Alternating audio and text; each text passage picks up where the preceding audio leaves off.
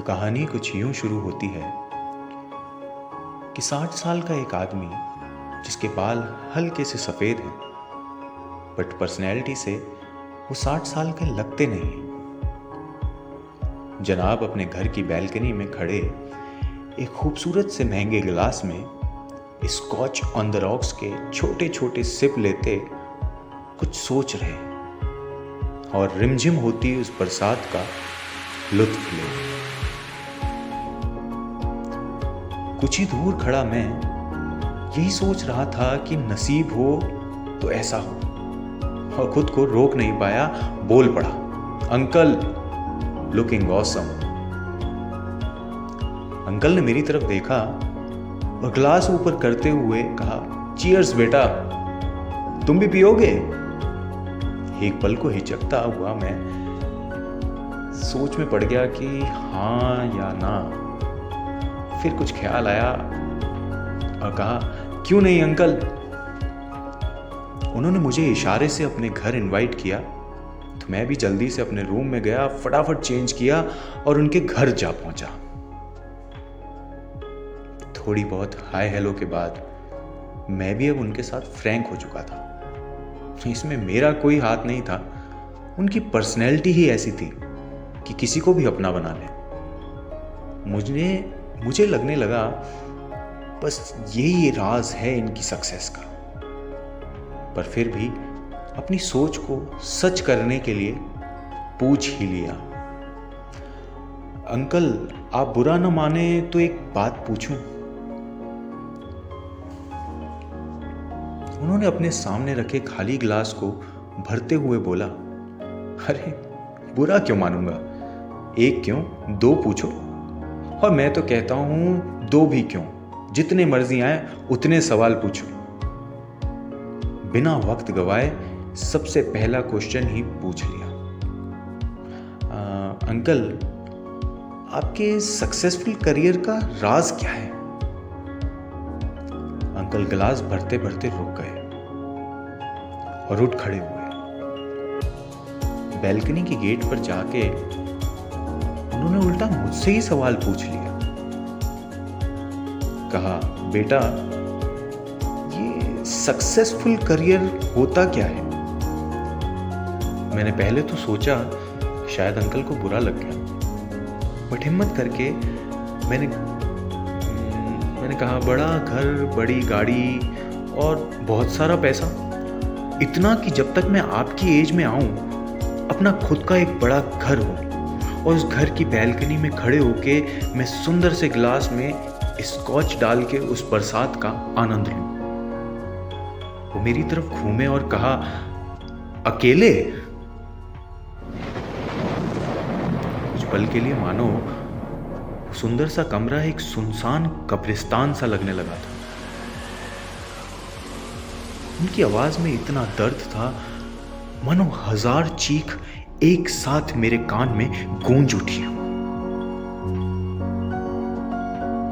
पर मैंने खुद को संभाला और कहा, अंकल आप ठीक तो है ना? I didn't mean to hurt you, I am sorry if I made any mistake by asking such question.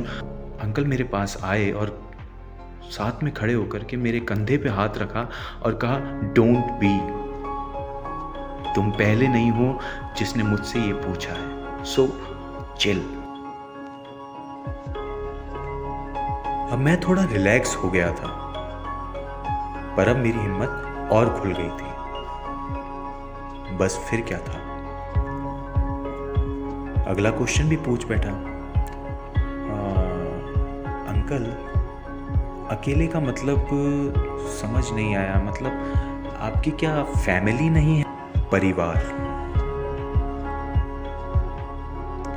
कुछ देर रुक के एक शांत मन से कहा, था क्यों है, बट मेरा अब कोई नहीं है। अंकल की गोल गोल जलेबी जैसी बातें मुझे तो समझ आ नहीं रही थी, और आती भी कैसे, मैं 20 का वो 60 के, पर उन्हें रोकूं भी तो कैसे? फिर देखा तो ग्लास भी खाली हो चुका था, तो अपना ग्लास धीरे से आगे सरका दिया। गो हेल्प योरसेल्फ, उन्होंने कहा और खाली गिलास फिर मेरी तरफ सरका दिया। मैं अपनी जगह से उठा और उठ के उस बोतल की तरफ गया जो कमरे के दूसरे कोने में रखी थी। गिलास भरता उससे पहले ही अंकल ने मुझसे पूछा, सर्किल, स्क्वायर, ट्रायंगल या रेक्टेंगल, इन शेप्स में से सबसे ज्यादा ताकत किस में होती है? कुछ देर सोचने के बाद, और सोचने के बाद भी क्या, सोचने की एक्टिंग करने के बाद मैंने कहा ट्रायंगल। वो तेज तेज हंसने लगे और कहा, गधे, ट्रायंगल कैसे? वो गैस किया ना अंकल, दिमाग तो लगाया ही नहीं। अच्छा आप ही बताओ फिर कैसे? वो गैस किया ना अंकल, दिमाग तो लगाया ही नहीं। अच्छा आप बताओ फिर। उन्होंने कहा सर्किल, और उठ के दरवाजे के पास खड़े हो गए। फिर कुछ सोचते हुए कहा, बेटा परिवार भी एक सर्किल की तरह ही होता है, बट अगर उसे स्क्वायर, रेक्टेंगल, ट्रायंगल या और कोई शेप देने की कोशिश करोगे तो वो कभी ना कभी टूट जाएगा। और ये सक्सेस, करियर, पैसा, बड़ी गाड़ी, बड़ा घर, ये सब वही एजेस हैं। अंकल की बात अब कुछ समझ तो आने लगी थी, और रात भी बहुत हो रही थी। और फिर 2 पैक विस्की पीने के बाद कहाँ होश था कि कुछ समझूं। तो मैंने कहा, अंकल अब मुझे चलना चाहिए। उन्होंने कहा, बेटा ठीक है। तो मैं उठा और उनसे गले मिलने के लिए उनके पास बढ़ा। गले मिलके बस जाने ही वाला था तो दरवाजा खोलते हुए एक दबी सी आवाज में अंकल ने कहा, फिर आना बेटा, अब अकेले नहीं रहा जाता।